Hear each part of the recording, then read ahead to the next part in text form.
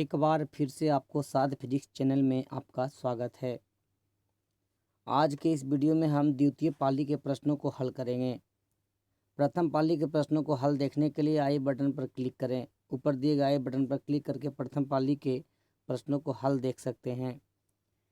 चलिए हम वीडियो को आगे बढ़ाते हैं। द्वितीय पाली वाले क्वेश्चन को देख लेते हैं। द्वितीय पाली वाले क्वेश्चन में हम लोग यहाँ देख रहे हैं क्लास 10th क्वेश्चन 2021 का द्वितीय पाली का क्वेश्चन। जैसे इसमें आपका दिया हुआ है, प्रथम क्वेश्चन है, निम्न में कौन सा पदार्थ लेंस के लिए प्रयुक्त नहीं होता है।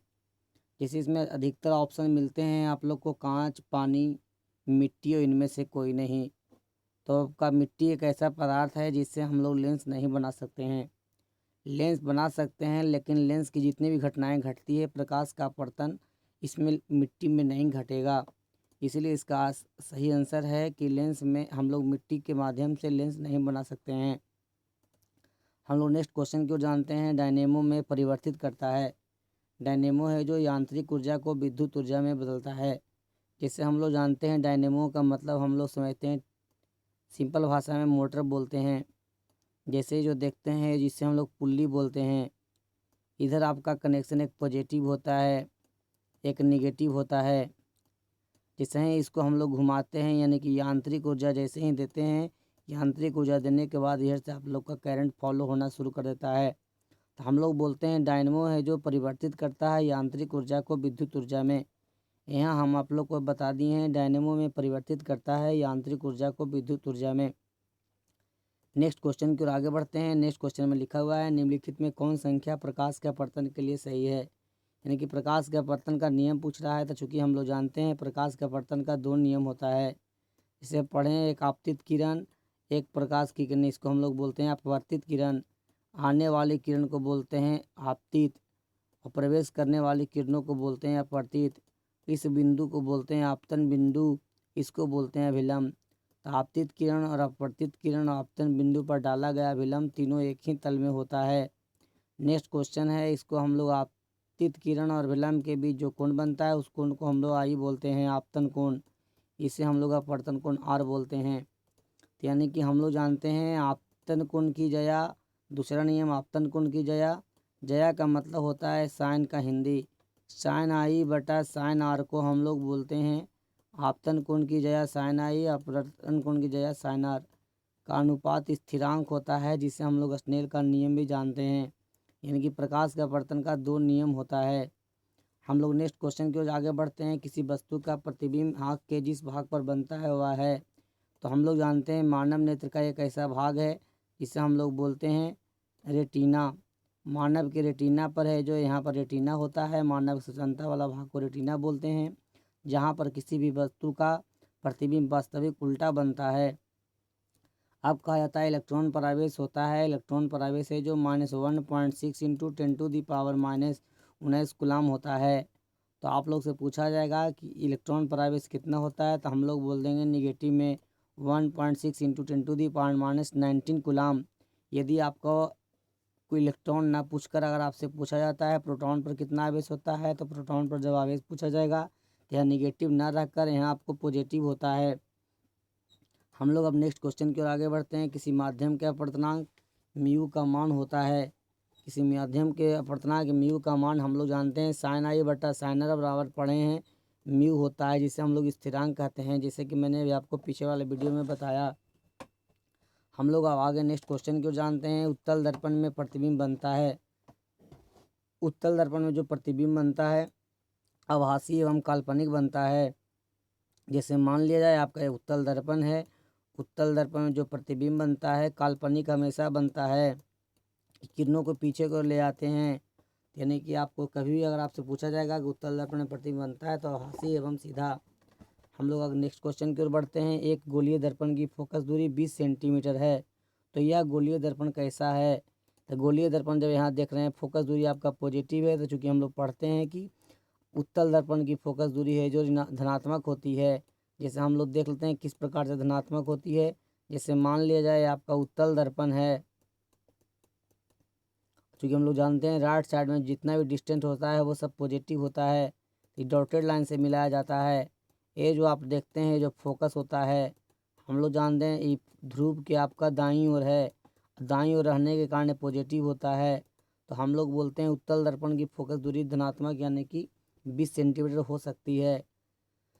हम लोग नेक्स्ट क्वेश्चन की ओर बढ़ते हैं। तालाब का जल कम गहरा दिखाई देने का कारण है। तालाब का जल है जो कम गहरा दिखाई का कारण है अपवर्तन। जैसे मान लिया जाए, हम आपको एक एग्जाम्पल के माध्यम से समझा दें। जैसे एक आपका एक गिलास है, इस गिलास में हम लोग जैसे ही पानी भर देते हैं तो तली है जो थोड़ा उठा प्रतीत होता है। ये उठा प्रतीत होने का कारण है प्रकाश का अपवर्तन। ठीक उसी प्रकार तालाब का तली भी है जो प्रकाश का अपवर्तन के कारण है जो उठा हुआ प्रतीत होता है। ऐसा क्यों होता है, इस पर हम एक वीडियो बना देंगे कि मछुआरे को मछली भेजने में कठिनाई होता है। तालाब का गहरा उठा प्रतीत होता है, पानी में पड़ी हुई छड़ी टेढ़ा दिखाई देता है। सभी घटनाएं प्रकाश के अपवर्तन के कारण होती है। हम लोग नेक्स्ट क्वेश्चन की ओर बढ़ते हैं। खिलौने में किस सेल का उपयोग होता है? तो खिलौना में है जो सूखा सेल का उपयोग होता है।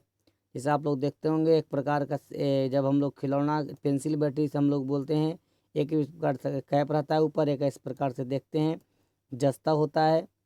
ये आपका एक इस प्रकार से होता है, एक आपका निगेटिव होता है, एक आपका पॉजिटिव होता है।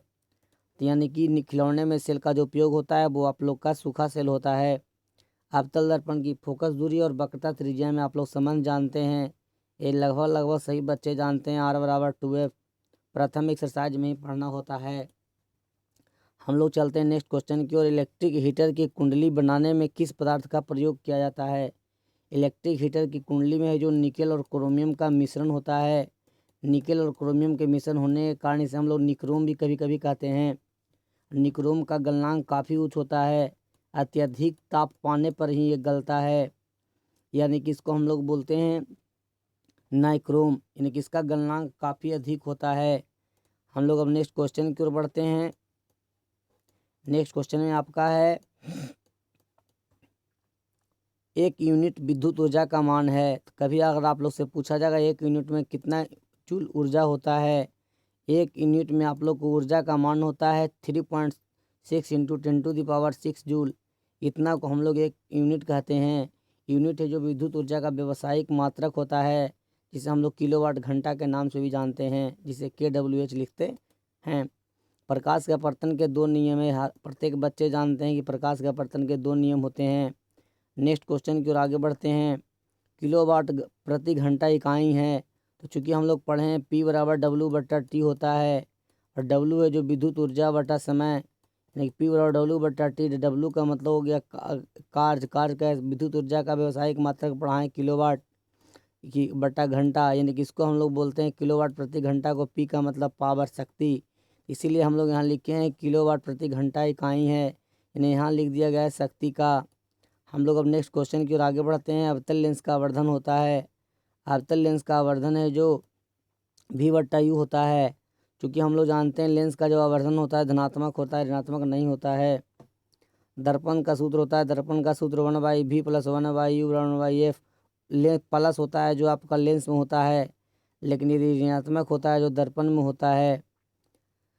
नेक्स्ट क्वेश्चन की बढ़ते हैं। टिंडल प्रभाव प्रदर्शित करता है प्रकाश का प्रकीर्णन। टिंडल प्रभाव का मतलब होता है कि जब प्रकाश की किरणें कोई कोलाइडल विलयन में पड़ता है, जैसे आपका कोई कांच का गिलास है, इसके अंदर दूध है, कि जैसे ही प्रकाश की किरणें इस पर पड़ती है तो प्रकाश की किरणों को फैला देता है। इस प्रकार के विलयन को हम लोग कोलाइडल विलयन के भी नाम से जानते हैं।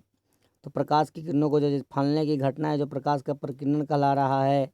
तो यहाँ हम लोग जान रहे हैं टिंडल प्रभाव प्रदर्शित करता है प्रकाश का प्रकीर्णन। नेक्स्ट क्वेश्चन की ओर बढ़ते हैं। कौन सा लेंस हवा में अभिसारी लेंस भी कहलाता है? एक होता है अभिसारी, एक होता है अपसारी, जिस पर हम वीडियो बना चुके हैं, आप प्लेलिस्ट में जाकर देख सकते हैं। जिसमें यहाँ देखिए हम लोग बता देते हैं। अभिसारी का मतलब होता है जमा होना, तो हम लोग उत्तल लेंस को अभिसारी लेंस कहते हैं, क्योंकि जब प्रकाश की किरणें उत्तल लेंस का प्रत्यक्ष परावर्तित होता है तो अपवर्तन के बाद ये मुख्य फोकस पर जमा होता है, और जमा होने के कारण ही इसे हम लोग अभिसारी के नाम से जानते हैं। नेक्स्ट क्वेश्चन है, विद्युत परिपथ में 2 बिंदुओं के बीच का विभवांतर मापने के लिए प्रयुक्त किया जाता है।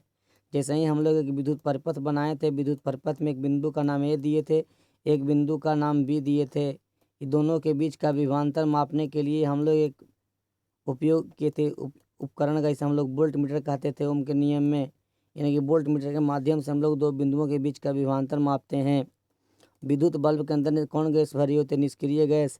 जैसे हम लोग देखिए यहाँ देख रहे हैं विद्युत बल्ब जब बोला जाएगा तो विद्युत बल्ब के अंदर है जो ये आपका फिलामेंट होता है, टंगस्टन धातु का लगा होता है।